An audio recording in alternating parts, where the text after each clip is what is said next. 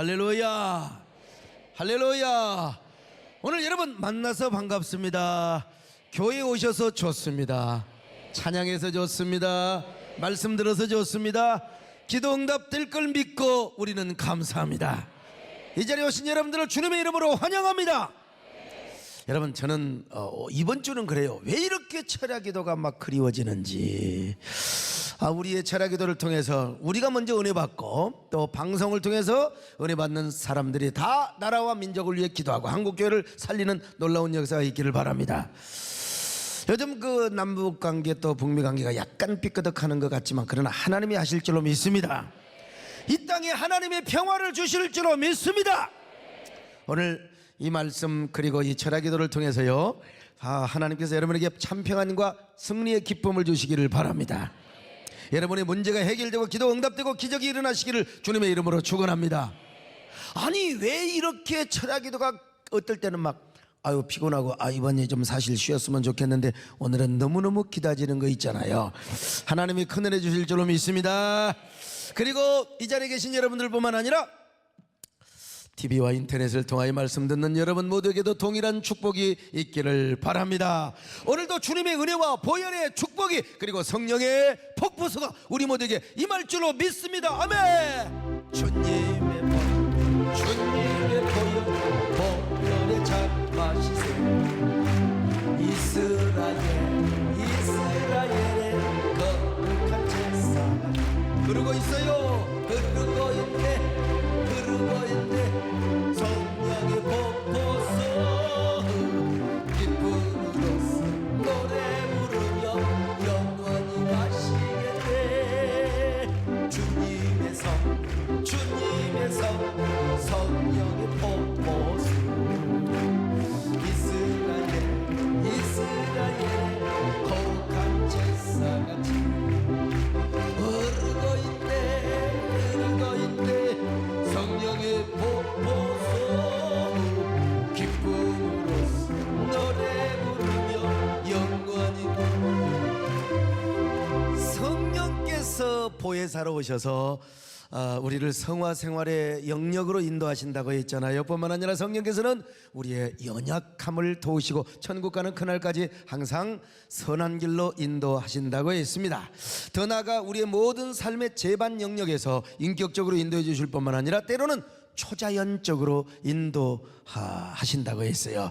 그런데 그 목적은요, 모든 것이 합력하여 선을 이루는 거예요. 그러니까 슬픈 일을 만나든지 고통스러운 일을 만나든지 좋은 일을 만나든지 모든 게 뭐냐? 여러분, 항상 선이고 축복입니다. 근데 중요한 건 뭐냐?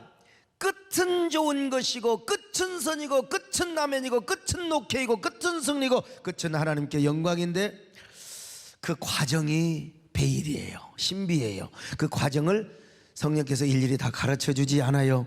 모든 과정을 미리미리 알려주시면 우리의 머리가 돌아가 버릴 수가 있어요. 왜냐하면 우리가 끝은 선이지만 중간은 고난이고 중간은 오해고 중간은 역경이고 핍박이고 고난일 수 있거든요. 예컨대 김 집사 앞으로 10년이 참 힘들겠구나.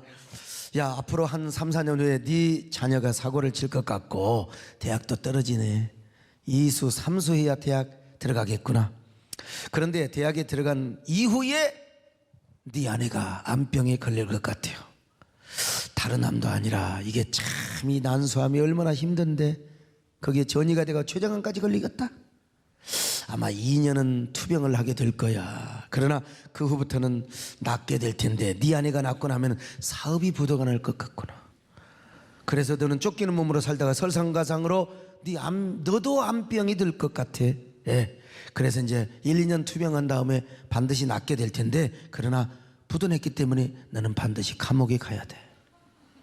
감옥 가서 또 한 1, 2년 고생을 또 해야 되겠구나. 근데 네가 감옥에 갔다 온 이후에야 성령의 사람이 될 거야. 진짜 하나님이 기뻐하는 사람이 될 거야. 그때야 네가 모리아 산에 올라갔던 저 아브라함처럼 하나님의 사람이 되고 네가 진짜 그때부터 하나님이 너에게 복을 주게 될 텐데 그때는 수백억이 문제가 아니야. 수천억이 문제가 아니야. 하는 일마다 잘 되게 될 거야. 그때까지도 너는 끝까지 겸손해야 된다. 그러면 네가 계속해서 나에게 복 받는 소로 끝나는 것이 아니라 정말 하나님의 사람으로 쓰임받고 하나님의 재단에 아름답게 한국교회를 살리는 위대한 재벌 중에 재벌이 될 것이다. 이렇게 이제 성령께서 가르쳐 줬다고 합시다. 아멘. 좋아하고 있네 지금. 이 10년 11년이 얼마나 힘든데 이거 돌아보러 이거 알면. 그러니까 성령께서는요 우리 미래 일을 한꺼번에 다 안 가르쳐줘요. 토정빌길 본 것처럼 야 동으로 가라 서로 가라 그런 식으로 안 가르쳐주시고 우리 성령님께서는 어떻게 인도하시느냐, 한 걸음씩. 할렐루야. 모든 걸 한꺼번에 다 안 가르쳐주시는 겁니다 여러분. 물론 가르쳐주실 때도 있겠죠. 그러나 우리 성령께서는 중간중간을 뭘로 남겨놓으신다고? 괄호로 남겨놔요. 이거 베일이야. 이 블랭크란 말이죠. 몰라. 하나님만 하시고 성령님만 하셔요. 근데 우리는 몰라요. 그러니까 최종적인 것은 하나님의 선이고 또 하나님의 영광인데 그 과정은 고난일 수도 있고 여러 가지 불통일 수도 있단 말이죠. 또 어떤 경우는 만사형통일 수도 있겠죠. 그러나 모든 것이 또 만사형통이라고만 하면은 우리는 교만해요. 아무리 여기 소목사도 마찬가지고 우리 정권사님도 마찬가지고 누구든지 사람은 이 죄악의 육성이 있어가지고 너무 잘 되면 또 그래서 하나님이 중간중간에 고난을 주시고 또 브레이크 장치를 또 하나님이 밟아주시고 그렇게 해서 성령님 의지해야 되겠구나, 하나님 의지해야 되겠구나, 겸손해야 되겠구나. 그래서 성령께서는 우리를 어떻게 인도하신다고? 한 걸음 한 걸음씩 인도해 주신다 이 말이죠. 그런데 그 한 걸음 한 걸음 인도하시는 그 과정 속에서 뭐가 중요하느냐, 고난이 됐든 역경이 됐든 여러 가지 어려움이 됐든 간에 그 순간순간에 성령께서 뭘 주시느냐, 우리에게 평안을 주신 줄로 믿습니다. 우리에게 기쁨을 주신 줄로 믿습니다.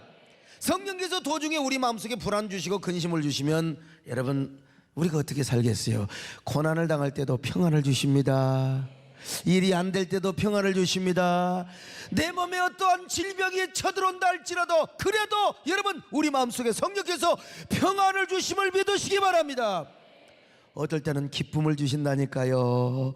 그러니 얼마나 좋으신 성령님이십니까? 여러분 일이 잘 되고 못 되고가 중요한 게 아니요, 성패를 떠나서 성령께서 우리 마음에 평안을 주시면 되는 겁니다. 환경을 조절하고 상황을 조절하고 우리에게 기쁨을 주시면 되는 것입니다. 그러니까 그 기쁨과 평안을 주신 성령님을 한 걸음 한 걸음 인도를 따라서 언제나 성령님을 따라서 살 수 있기를 바랍니다. 그런 여러분 되시기를 축원합니다. 왜 내게 성령 주셔서 내 마음을 감동해 주 예수 믿게 하는지 난 알 수 없도다. 내가 믿고 의지하는 내 모든 형편 아시는 주님 늘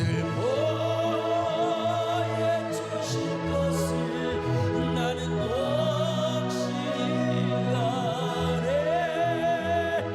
늘 믿고 또 의지하는 내 모든 형편 잘 아시는 주님 늘 보여주신 것을 나는 확실히 평화로다.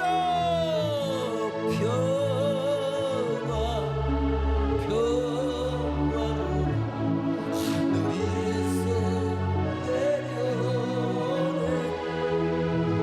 그 사랑의 물결 영원토록 내 영혼을 덮으소.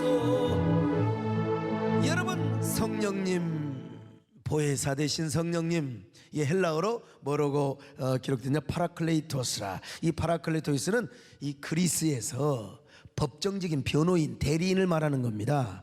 죄 지은 사람, 고난당한 사람, 억울한 사람, 오해받는 사람, 이런 사람을 대변해 주는 역할, 오늘날로 말하면 변호사, 바라클레이토스요. 그런데 이게 이스라엘에 와서 이제 어떤 단어로 둔갑이 되느냐, 어머니에 대한 새로운 별명입니다. 아버지에게 매맞고 체벌당하는 아들을 변호해주는 어머니의 별명이죠. 그러니까 이스라엘의 문화에서 이 바라클레이토스는 어머니의 별칭이요, 양아버지한테 그냥 죽어라 얻어맞고 있는 이런 그 아들한테. 그래서 이제 그 아들이 아버지 사랑을 의심해. 또 이제 아버지가 이놈을 그냥 패려고 하는데 너무 세게 패면 오히려 아들 입장에서 변호를 해주는 엄마, 여보 제발 나를 보고 참으시구려. 제발 이 아들 이 맨 맞고는 다리몽둥이 분질러줘요. 제발 여보. 이 역할이 이제 바라클레이토스라는 것입니다. 자, 이런 얘기를 하다 보면 제가 어떤 생각이 나느냐, 김소월 시인의 엄마야 누나야 강변 살자라는 시가 떠올라요. 뭐 이게 이 교과서에도 뭐 다 나오죠. 이게 아무튼 고등학교 교과서 국문과나 문창과에서 공부하는 사람이라면 반드시요 김소월 시인은 거쳐가야 됩니다. 이 김소월 시는 참 우리나라 한국적인 정서를 아주 너무 잘 대변해 주는 그런 시인이라고 할 수 있는데, 요즘 최고의 시인은 이제 정호성, 김용택 이런 분이라고 할 수 있는데, 요즘 그 굉장히 감성 어린 시를 잘 쓰고 서정적인 시를 잘 쓰고 아주 그냥 기발한 톡톡 튀는 시를 잘 쓰고, 그리고 그 시가 그렇게 어렵지도 않아, 아주 쉬워요. 그러면서 우리의 마음을 아주 정감어리게 하는 그런 시인이 이제 정호성 시인이죠. 근데 이제 이 정호성 시인, 참 우리가 따라갈 수 없는 그 위대한 시인인데, 그런데 이 김소월 시인의 엄마야 누나야 강변 살자라는 시는요, 한국인의 무의식에 잠복해 있는 이 문화적 심성 구조의 전형이라고 이제 할 수 있습니다. 이 시가 얼마나 쉬워요. 이 시가 노래로도 작곡이 되어 있잖아. 아마 이 노래를 모르는 사람은 아무도 없을 것입니다. 엄마야 누나야 강변 살자. 아마 이 노래는 북한 사람들 다 알고 있을 거예요. 아무튼 엄마야 누나야 강변 살자. 둘에는 반짝이는 큰 모래빛, 뒷문 밖에 갈잎의 노래. 엄마야 누나야 강변 살자. 얼마나 이 노래가 따뜻한 노래입니까? 그런데 여기서 김소월은 아빠와 형이라고 절대로 표현하지 않습니다. 여러분요, 아빠와 형, 아빠야 형아야 강변 살자 이렇게 안 해요. 아빠야 형아 이면 딱딱하잖아요. 예? 목사야 장로야 강변사, 얘도 좀 그렇잖아. 이런 거 괜찮죠. 엄마야 누나, 벌써 이렇게 정감어리잖아요. 여러분 벌써, 아니 아빠가 아들을 사랑하지 않는 것도 아니야. 미안하지만 장희철 선생님, 애들 때는 그래도 뭐 그냥 할 때는 엄마를 찾지 말이지요. 아빠야 딱딱하잖아요. 근데 벌써 엄마야 누나야 강변살, 벌써 이렇게 다르잖아요. 남자가 불러도요. 네? 이게 동시야. 그래서 시적 화자인 어린아이가 엄마와 누나와 함께 강변에 살자는 것입니다. 그러므로 이 이어령 교수님의 평론에 의하면 이 강변은 남성적 공간이 아니라 여성적 공간입니다. 따라서 소월 시인은 지금 어린아이가 되어서 여성적 공간인 강변에서 엄마와 누나와 함께 살고 싶다는 것입니다. 이 표현은 토포필리아가 무슨 말이냐? 특정 장소에 대한 정서적 유대를 의미하지요. 자, 그래서 소월은 여성적 공간인 따뜻한 강변, 즉 자연과 생명이 흘러넘치는 강변이라는 공간에서 이 모성애적인 사랑을 아주 주고받으면서 받으면서 행복하게 살아보겠다는 것입니다. 근데 여러분, 아빠야 형아야, 이건 벌써 남성적 공간이잖아, 그죠? 남성적 공간. 남성적 공간은 비자연의 공간이요, 그리고 문명의 공간이요, 전쟁과 또한 경쟁이 치열한 그런 공간입니다. 형제간도요, 딸이 없이 말이죠, 그냥 쫙 형제간만 4놈 5놈 나보면요 전쟁입니다. 뭘 이렇게 처먹을 게 생기면 먼저 주댕이부터 넣어요. 애들들은 그래. 근데 딸들은 그렇지 않습니다. 특별히 중간에 누나가 있으면 엄마 다음에 그 모성애적인 따뜻한 감성을 이게 동생들한테 오빠들한테 주는 겁니다. 그래서 서울시에는 그런 전쟁의 공간을 이탈해서 자연과 생명의 영원한 공간으로 이동해서 살고 싶다고, 지금 경쟁세계, 치열한 경쟁과 전쟁과 정복의 세계를 떠나서 이제는 여성적 공간, 모성애적인 그 공간에서 아무런 경쟁도 하지 않고 거기서 따뜻한 아주 근원적인 한번 삶을 추구해 보자는 거예요. 이처럼 서울시에는 우리 모든 현대인이 추구하고 갈망하는 원초적인 생명의 공간과 삶의 근원과 원형의 세계를 갈구하고 있는 것을 보소. 다시 말하면 이게 뭐냐? 정서적, 서정적 토포필리아를 추구하고 있는 거죠. 이런 인간에게요, 사실 원형을 사모하고 근원을 그리워하는 본능은 누구나 있습니다. 이게 강한 사람이 바로 시를 쓰는 거예요. 이게 강한 사람. 막 그냥 정복력, 경쟁과 이런 논설문은 잘 써요, 김재일장로는. 네, 자기 주장을 막 그냥 논지가 정확한 글을 짜. 네, 그런 거 보면은 생각이 또 다 달라. 이걸 근데 시를 보면 그렇지 않습니다. 시는 얼마나 아주 따뜻하고 또 사랑이 넘치고 정감 어린 그런 그 공간을 만들어 주는 거죠. 작고 여린 것을 지나치지 않고 약자를 배려하며 생명 존중의 삶을 살아가도록 하는 게 뭐냐? 시입니다. 시입니다. 제가 목사이자 뭐라고요? 시인이요. 그러니까 시인의 가슴은 항상 따뜻하고 아주 평안하죠. 그래서 모든 아이는 엄마의 따뜻한 품을 좋아해요. 물론 어렵고 힘들 때 아빠를 좋아하지, 아빠. 그러나 본능적으로는 아빠보다 엄마로 가는 거예요. 엄마가 일부러 있을 때 이런 엄마 빼놓고는 어지간하면 다 엄마의 품을 엄마를 잃어버리면 안 됩니다. 엄마 잃어버리면 불행해요. 그래서 그 애들러의 그 형제 심리학을 보면 큰애는 뭐 책임감이 있고요, 이 둘째 셋째가 문제입니다. 막내는 아주 굉장히 엄마의 사랑을 끝까지 마지막까지 받을 수 있어서 이 막내가 잘 풀리면 아주 훌륭한 사람이 되고 못 풀리면 이제 완전히 열등식으로 빠질 수 있는데, 저는 여러분 이래봬도 엄마의 품에서 오래 중학교 1학년 때까지 우리 엄마 젖을 만지고 제가 잤어요. 참.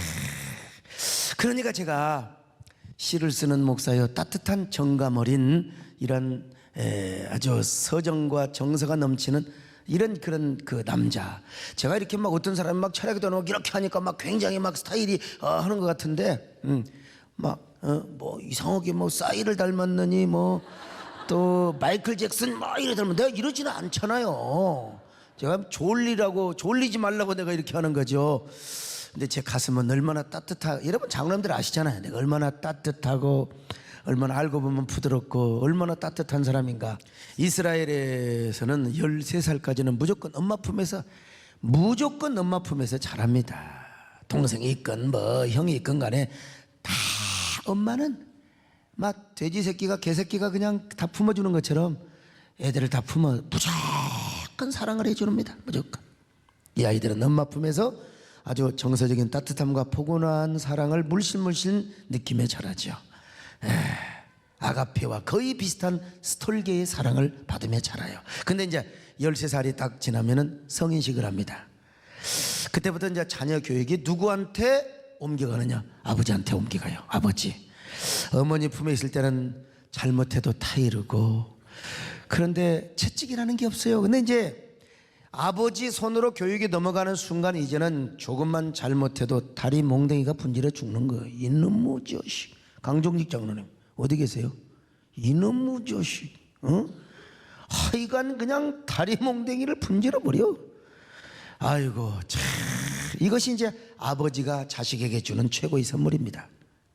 아버지가 아들이 미워서가 아니라 하여간 13살 넘어서부터는 여러분이 만약에 좋은다 그러면 내가 패는 거예요.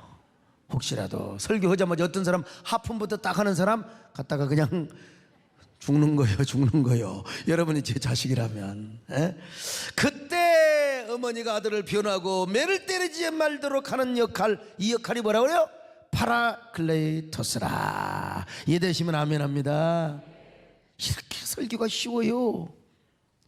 아버지가 거반 이제 13살 이후부터 그냥 그 탈선하고 잘못은 그냥 거반 다리 몽댕이 분질라고 할 때 엄마가 아이를 뒤로 감춰놓고 여보 좀 나보고 참으세요 막 그러면서 아들의 등짝을 후려펴면서 이놈아 아버지한테 빨리 잘못했다고 피라. 이런 역할을 바로 어머니 파라클레이토스라 이 말이야. 그런데 오늘 본문에서 예수님께서 성령님을 뭐라고 소개하고 있느냐? 보혜사 성령님이다. 할렐루야. 자, 요한복음 14장 25절로 26절 같이 봅니다. 시작. 내가 아직 너희와 함께 있어서 이 말을 너희에게 하였거니와 보혜사 곧 아버지께서 내 이름으로 보내실 성령 그가 너희에게 모든 것을 가르치고 내가 너희에게 말한 모든 것을 생각나게 하리라. 그래서 성령께서 우리에게 오셔서 뭘 주시느냐? 우리가 고난당하고 어려움 당할 때 우리 마음속에 평안을 주신다. 할렐루야. 자, 요한복음 14장 27절입니다. 시작. 평안을 너희에게 끼치노니 곧 나의 평안을 너희에게 주노라. 내가 너희에게 주는 것은 세상이 주는 것 같지 아니하니라. 너희는 마음에 근심하지도 말고 두려워하지도 말라. 하하, 여러분 평안을 주는데 세상에 주는 것과 같지 않대요. 세상에 주는 것은 뭡니까? 가짜 평안인데요. 그 가짜 평안이 뭐냐? 이 땅에서 잘 되니까 평안하는 거예요. 남편 사업 잘 되고 자녀 공부 잘하고 하는 일마다 잘 돼. 왜 이렇게 그냥 참 교회 나와가지고 세등께 나와서 너무 모든 게 잘 돼. 이때 누리는 평안, 이 가짜일 가능성이 많아요. 물론 여러분들이 뭐 이 땅에 살면서 특별히 우리 신앙생활하면서 형통하시기를 바랍니다. 형통할 수 있어요. 우리가 정말 형통하고 승승장구하는데 그러면서 평안한 건 좋지요. 근데 가짜일 가능성이 있을 수 있어요. 진짜 평안은 뭐냐? 우리가 고난 속에서도 평안해야 됩니다. 할렐루야. 진짜 평안은요 고난 속에서 되는 일이 하나도 없습니다. 왜 이렇게 힘들고 짜증이 나야 할 상황인지 몰라요. 자녀는 사고치고 남편 사업은 안 되고 나는 몸도 안 좋고 도대체 평안할 이유가 없습니다. 상황만 보면 맨날 불평이고 원망이고 짜증이 날 수밖에 없어요. 그런데 성령께서 내 마음에 평안을 주시는 거예요. 할렐루야. 이게 진짜 평안임을 믿으시길 바랍니다. 이게 멍청해서 누리는 우리 신경이 감각이 그냥 우둔해가지고 누리는 평안이 아니라 하늘에서 진짜 주시는 평안이라면 아무 걱정도 없습니다. 근심도 없습니다. 아마 욥이가 이런 평안을 누렸을 거예요. 욥이는 동방에서 가장 부자였잖아요. 하루아침에 세상에 재앙이 와서 자식들이 다 죽었어요. 재산은 다 날라갔네요. 몸까지 병들었어요. 그러자 반평생을 함께 살아왔던 마누라가 뭐라고 말한 줄 알았어요? 당신 하나님 믿는다니 참 꼴 좋다. 하나님 저주하고 당신도 죽어버려. 이런 세상에 싸가지 없는 여자 같으니라고. 근데 어떤 사람은 또 이런 얘기도 합니다. 얼마나 아내가 욥을 사랑했으면 그런 말을 했겠느냐고. 다 생각이 서는 소리라고. 아이고 우리 강정지장님 양심이 또 있나 보네. 묻는 거 보니까 세상에 이건 성경이 문맥과 맞지 않는 겁니다. 절대로. 참. 근데 욥이 아내가 그렇게 하나님을 저주하고 죽어버리라고 떠나는데도 불구하고 욥이는요 이거 완전히 미쳤지. 하나님을 찬양하는 겁니다. 하나님을 찬양하는 겁니다. 얼마나 왜 그랬을까? 하나님께서 욥에게 진정한 평안을 주었기 때문인 줄로 믿으시기 바랍니다. 평안을 주어서 그래. 평안을 주었어요. 요셉도 마찬가지예요. 요셉이 가요 얼마나 억울했겠어요. 하나님의 뜻대로 살겠다는데 왜 감옥에 가요? 나는 죄 안 짓고 깨끗하게 살겠다는데 세상에 이거 뭐야 도대체. 왜 나를 파렴치한 주인의 사모를 강간하려고 했던 강간 미수범으로 몰아가지고 이거 얼마나 억울하고 분통이 터져요. 그런데 그때도 하나님이 평안을 주시면 평안하게 되어 있습니다, 여러분요. 가끔 제가 이제 구치소 교도소에 면회를 가면은 진짜 한두 달은 잠을 못 이뤄요. 이 분을 못 이기겠어요, 억울해서. 자, 네, 여러분, 감옥도 가지 마시고 죽은 이후에 지옥도 가지 마시고 구경도 하지 마시고 진짜 억울해가지고 잠을 못 잔대요. 억울해가지고. 응? 근데 아마 요셉도 사람이기 때문에 며칠은 그랬을지 몰라. 그런데 하나님께서 저는 아마 요셉에게 평안을 주었다고 믿어요. 왜냐? 성경에 근거가 있잖아요. 요셉은 감옥에서도 하는 일마다 잘 되었고요, 하나님이 함께 하셨다고 했잖아요. 그러니까 감옥에 가서도 오죽하면 전옥이 요셉을 감옥의 총무로 세웠지 않습니까? 그런 것처럼 성령께서 오늘 우리에게 평안을 주시기를 바랍니다. 여러분, 고난을 당하고 있습니까? 어떤 어려움을 당하고 있습니까? 일이 잘 되든지 못 되든지 형통하든지 불통하든지 간에 성령께서 오늘 이 밤에 평안을 주시기를 바랍니다. 아무리 여러분의 마음이 답답하고 삶의 환경이 아무리 어두워진다 할지라도 여러분 언제나 평안이 넘치시기를 축원합니다. 그래서 성령께서 오늘 이 밤에 여러분 아주 평안을 주실 때 어떤 평안을 주시느냐? 마음의 깊은 평안을 주시기를 바랍니다. 하늘의 평안을 주시기를 바랍니다. 아주 그냥 물밀듯 주시기를 바랍니다. 평화의 물결에 여러분을 엄물해 버리시기를 축원합니다.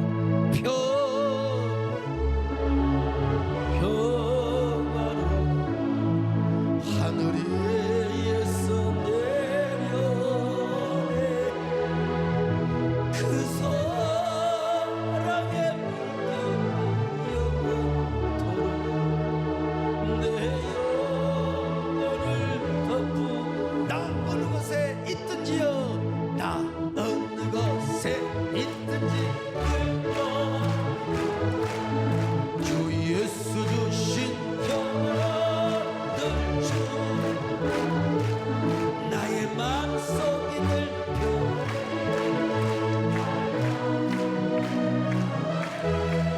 악한 내 바라봐라 마음이 늘 평안해. 근데 아까 말씀드린 대로 이 파라클레이토스가 무슨 표현이냐? 여성적 표현이에요. 모성애적 표현이라 이 말입니다. 그러니까 성령께서는 여러분에게 어떤 평안을 주시느냐? 물론 때로는 남성적 평안을 주시기도 하시죠. 부성애적 평안을 주시기도 하죠. 두려워 말라, 놀라지 말라, 내가 너와 함께함이니라. 그럴 때도 있습니다, 여러분요. 예컨대 어떤 아버지가 실컷 패고요, 꾸중을 해놓고 실컷 해놓고 야 이 새끼 걱정하지 마, 그래도 애비가 임마 너 사랑해서 그래 이 새끼야. 에? 밥이나 처먹고 열심히 자고 공부나 잘해요. 내가 너 버리지 않을게. 열심히 내가 너 손잡아주고 너 앞으로 장가 갈 때까지 내가 도와줄게. 여러분, 이런 그 위로도 필요하죠, 아빠가. 그러나 진짜 내가 상심하고 절망하고 힘들어할 때 아빠가 와서 야 밥 먹어 임마, 시켜 할 말 있으면 해봐, 시켜 시켜. 내가 너 지켜준다니까 임마. 내가 임마 시켜. 야 용돈 야 용돈 좀 써. 이런 위로도 필요하죠. 이런 위로도 필요한데 내가 정말 너무나 상심하고 왜 나는 이런 놈일까? 왜 나는 아버지한테 인정도 못 보고 이렇게 맨만 맞고 있을까? 이럴 때 어머니가 와서 따뜻하게 등을 두들겨주고 이 멍든 가슴을 어루만져 주면서 아주 모성애적인 사랑을, 아들아, 아빠가 널 사랑해서 그러는 거지 미워서 그러겠어. 얼마나 너를 사랑했으면 아빠 방에 가봐. 아빠가 지금 너 때려놓고 얼마나 속이 상해서 울고 있는 줄 알아? 다 너 잘 되라고 그러는 거야. 그러면서 어머니가 와서 아들의 등을 만져주면서 그렇게 참 위로를 해준다 이 말이죠. 그러면 어떡합니까?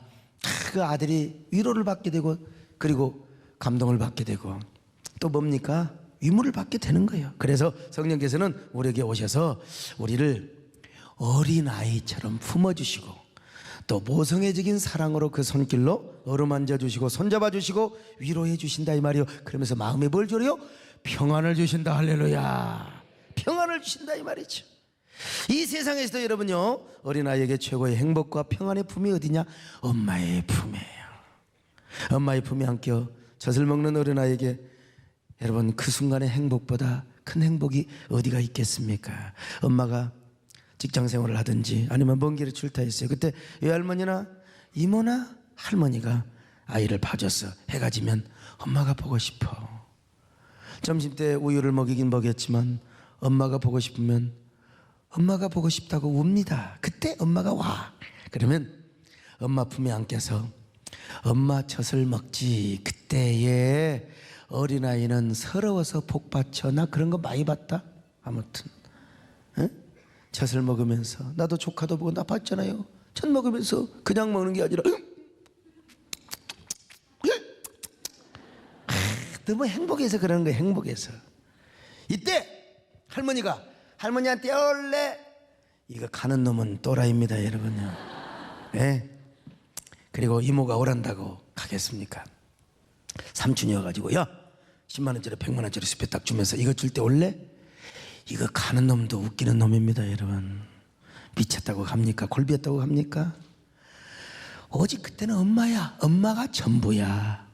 그 아이는 입으로는 젖을 물면서, 참 요즘은 그런 애들 별로 없지만 옛날에는요, 옛날 애들은 다 입으로는 젖을 물며 한 손으로 엄마의 젖을 만지며 온갖 평화와 안식을 누립니다. 그러다가 그 평화로운 엄마의 품에서 안식의 잠을 자요. 이때가 어린아이에게 최고의 행복한 순간입니다. 제 아들도 사고 났을 때 그렇게 서럽게 울면서 아빠 하다가 지네 엄마가 오니까 엄마한테 싹 가버려. 배신자. 근데 아빠는 이해를 해야 돼요. 우리 애들은 그럴 수밖에 없어요. 그렇게 자기 엄마 품에서 울면서 어리광을 부리다가 잠이 들었어. 잠이 들었어. 그럼 우리도 마찬가지입니다. 아무리 우리가 기도한다고 늘 형통하면 얼마나 좋겠어요. 어떤 데는 고난이 오고 어떤 데는 어려움을 만날 수 있습니다. 살다 보면 억울한 일도 당하고 슬픈 일을 여러 번 당할 수가 있습니다. 그럴 때 성령께서 오셔서 때로는 뭐 아빠나 형처럼 오셔가지고 야 걱정 마, 내가 책임져 줄게, 앞으로 좋은 일만 있을 거야, 뭐 이런 경우는 여러분 많지가 않아요. 성경에는 기록되어 있지만 여러분의 마음속에 이런 감동보다는 사실은 성령께서 우리에게 어떻게 와요? 엄마처럼 오시고 누나처럼 오셔서 우리의 멍든 가슴, 금방 이 상처가 치유가 되나? 그리고 금방 어려움이 풀립니까? 계속 어려움이 있을 수가 있어요. 그럴 때 오셔서 우리의 상처난 멍든 가슴을 어루만져 주시는 것입니다. 그리고 여러분 우리를 꼭 안아주세요. 성령님의 안아주심.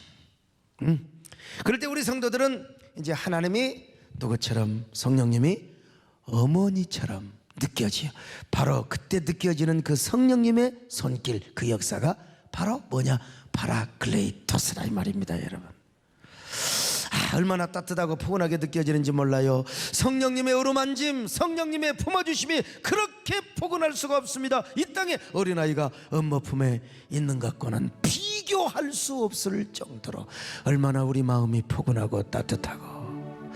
아니 걱정이 오는데 걱정이 안 와요. 그냥 고난이 오고 내일 또 부도수표 막아야 되고 그러는데도 성령께서 내 마음에 평안을 주신다니까. 평안. 오늘 이 밤에도 이 평안을 누리시기를 바랍니다. 그럴 때 우리는 모든 세상 염려 다 잊어버리고 진짜 참 평안과 행복과 신령한 안식을 누리게 되는 거예요. 오늘 이 밤에 이런 안식을 누리시기를 바랍니다. 걱정거리가 있어도 주께서 평안을 주시기를 바랍니다. 그래서 마침내 우리는 이런 고백을 하고 이런 노래를 부르게 되는 것입니다 여러분요. 주의 품속은 사랑과 평, 주의 품속은 사랑과 평화, 오 생명빛 하늘 빛나고 영원히 주여 나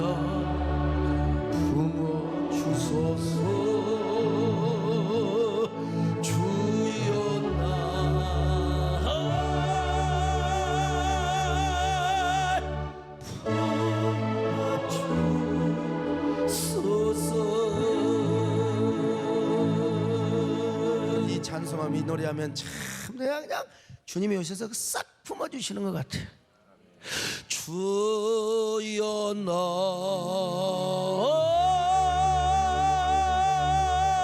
할 때 날 할 때 벌써 와버려 그냥 품어주소서. 성령께서 이렇게 평안만 주시는 게 아니라 또 뭘 주신다고요? 기쁨을 주십니다. 기쁨이요. 우리 딸내미가 아이를 뵀는데 애명이 아니 태명이죠. 태명. 요즘 또 애명이 미쳤네. 태명. 기쁨이. 걔는요 그걸 뭐죠? 사진 찍는 걸 초음파를 내가 몰라서 물어보겠어요. 아나 보러 초음파를 딱 찍으면요 아이고 나를 닮은 내비요. 지네만을 닮아갖고 맨날 뭘 먹고 있어. 먹는 걸 좋아가지고 양수도 먹고 오줌도 싸고. 성령께서 우리에게 기쁨을 주십니다. 할렐루야. 요한복음 15장 11절입니다. 시작. 내가 이것을 너희에게 이름은 내 기쁨이 너희 안에 있어 너희 기쁨을 충만하게 하려 함이라. 여러분 천국 가는 그날까지 주님께서 성령을 통하여 우리에게 기쁨을 주신 줄로 믿습니다. 기쁨이요. 이제 이 기쁨은 세상의 기쁨이 아니요 잘 나가고 잘 되고 형통해서 누리는 기쁨이 아니라 여러분 고난 속에서도 누리는 기쁨입니다. 상황만 보면 결코 원망과 불평 짜증이 날 수밖에 없는 상황에도 불구하고요 성령에서 막 기쁨을 주시는 거요. 기쁨을 주시는 거요. 오늘 이 기쁨이 여러분에게 넘치시기를 축원합니다. 잘 되고 안 되고가 중요한 게 아니에요. 아무리 고난이 오고 기쁜 소식이 오지 않고 절망적인 소식만 온다 할지라도 그래도 누구 때문에? 주님 때문에, 천국 때문에, 하나님이 나와 함께 하시는 일 때문에 아이고 내가 그냥 이 기쁨을 뭐라냐 초월적 기쁨이라고 그래요. 자 베드로전서 1장 6절입니다. 시작. 그러므로 너희가 이제 여러 가지 시험으로 말미암아 잠깐 근심하게 되지 않을 수 없으나 오히려 크게 기뻐하는도다. 오히려 크게 기뻐하는도다. 할렐루야. 베드로전서 1장 8절로 9절입니다. 시작. 예수를 너희가 보지 못하였으나 사랑하는도다. 이제도 보지 못하나 믿고 말할 수 없는 영광스러운 즐거움으로 기뻐하니 믿음의 결국 곧 영혼의 구원을 받음이라. 그러니까 여러분 우리가 천국 때문에 기뻐합니다. 할렐루야. 예수님 때문에 기뻐합니다. 아멘. 저녁에는 울음이 가득할지라도 그리고 슬픔이 가득할지라도 여러분 내일 아침에는 기쁨이 오고 하나님께서 은혜 주실 줄로 믿습니다. 이런 믿음 때문에 우리가 기뻐하게 된다는 거예요. 예수님 기쁨의 대주제입니다. 감사의 주제가 되시죠. 그래서 술람미 여인도 아가서에서 뭐라고 고백합니까? 그의 사랑은 포도주보다 낫고 그리고 그의 이름은 쏟은 향기름과 같다. 자 아가서 1장 1절로 4절입니다. 시작. 솔로몬의 아가라 내게 입맞추기를 원하니 내 사랑이 포도주보다 나음이로구나. 내 기름이 향기로워 아름답고 내 이름이 쏟은 향기름 같으므로 내 사랑이 포도주보다 더 진함이라. 처녀들이 너를 사랑함이 마땅하니라. 이걸 바로 그냥 구원사적으로 거치자 바로 그냥 우리가 신약으로 해석을 해도 뭐냐 여러분 뭐냐 예수 그리스도야말로 세상에 주는 기쁨과는 비교할 수가 없다 이거예요. 세상의 포도주보다 포도주는 기쁨 아닙니까? 그리고 예수님의 이름과 사랑은 쏟은 향기름과 같이 향기롭고 언제나 소망이 가득하고 기쁨이 넘친다는 겁니다. 여러분 예수님의 이름은 세상의 소망임을 믿습니다. 예수님의 이름은 천국의 기쁨임을 믿습니다. 할렐루야. 예수의 이름은 세상의 소망이요 예수의 이름은 천국의 문. 그러므로 성령께서 우리가 어떤 일을 당하고 무슨 일을 당한다 할지라도 우리에게 기쁨을 주시는 분이에요. 일에 성패 없이 그저 우리는 언제나 기뻐하시기를 축원합니다. 내 앞길이 캄캄하고 어둡게 보여도 마음속에 예수 그리스도가 우리의 평안이 되고 기쁨이 해주시는 거 이거 얼마나 감사합니까? 성령께서 이 기쁨을 주신다는 거예요. 늘 그러면 얼마나 좋겠어. 우리가 이제 성령님을 떠나면 안 돼요. 주파수가 딱 맞춰져야 돼. 여러분 아무리 내 몸이 병들고 힘들고 어려워도 성령님만 붙들면 성령 안에 살면 성령님께서 뭘 주신다고? 평안을 주시고 우리 속에 기쁨을 주신다니까요. 괄호 안에 우리가 기쁨으로 가야 되지 않겠습니까? 할렐루야. 아무리 여러분 우리가 KTX 특시를 타고 간다 하더라도, 아무리 빨리 온다 하더라도, 내가 지금 KTX 타고 지금 검찰청에 조사받고 내일 이제 감옥 간다 그러면 KTX가 소용없어. 근데 좀 완행열차를 하더라도 쉬고 어쩌고 하더라도 진짜 좋아하는 사람하고 같이, 사랑하는 사람하고 같이, 진짜 미스터킴, 진짜. 그러면 이거 10시간 걸려도 너무 좋잖아, 그죠? 좀 늦게 도착해도 괜찮아요. 좀 대전역에서 신탄진역에서 좀 연착해도 괜찮아. 좋아하는 사람하고 가는데, 사랑하는 사람하고 가는데. 그리고 옛날 그 익산역에서 홍익매점이 있잖아. 그래서 또 사랑하는 사람과 국수도 먹고, 아이고 맛있지? 진짜 더 맛있다. 그러고 가면은 열몇 시간 가도 괜찮아. 너무 좋아, 너무 좋아. 여러분, 일이 더디더라도 성령님과 함께 하시기를 바랍니다. 성령님이 주시는 기쁨과 평안을 누릴 수 있기를 바랍니다. 할렐루야. 주 예수 살아 기쁨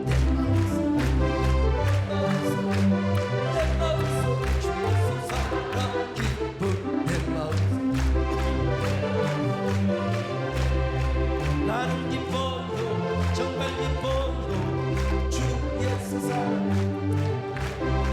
나는 기뻐요 정말 기뻐요 주 예수 살아 나는 기뻐요 정말 기뻐요 주 예수 살아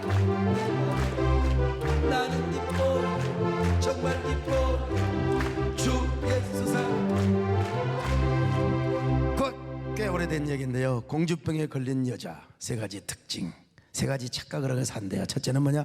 항상 어디를 가든지, 시장통에 가든지 백화점에 가든지 공주처럼 옷 입고 다니면서 아이고 I'm sorry, I'm sorry, 미안해요, 미안해. 왜? 나만 잘생겼어요. 딴 여자들은 다 못생겼어, 개코같이 생겼어요. 미안해요, 미안해요. 아이고 미안하구만요, 미안하구만. 응? 두 번째는 뭔 줄 아세요? 맨날 경복궁 근처만 맴돌아요. 그래서 만나는 사람마다 여기가 우리 집이라고, 놀러 오시라고, 놀러 오세요. 서울 좀 오세요. 놀러 오시라고, 놀러 오시라고. 그리고 이제 세 번째는 항상 돈을 가지고 다니, 10,000원짜리 갖고 다녀. 거기 있는 사진이 이게 우리 아버지라고, 우리 아버님이라고, 우리 아버님 놀러 오시라고.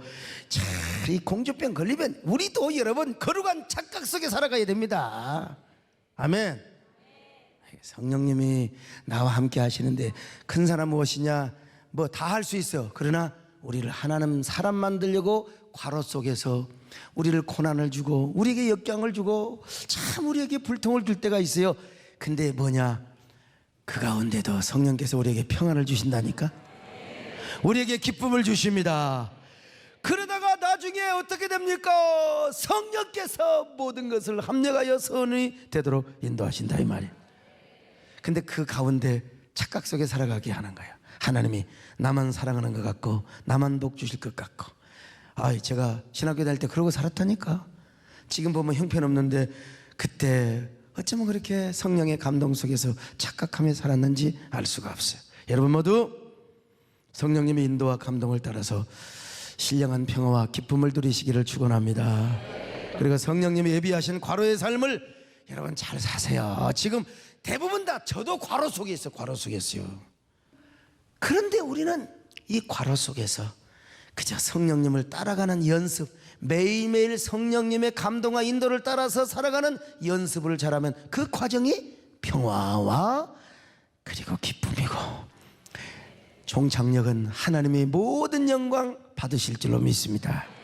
모든 영광. 그러니까 동남풍아 불어라, 서북풍아 불어라. 나는 그저 예수 향기 날린다. 오로지 주님께 영광 돌린다. 할렐루야. 그런 여러분 되시기를 축원합니다. 아멘.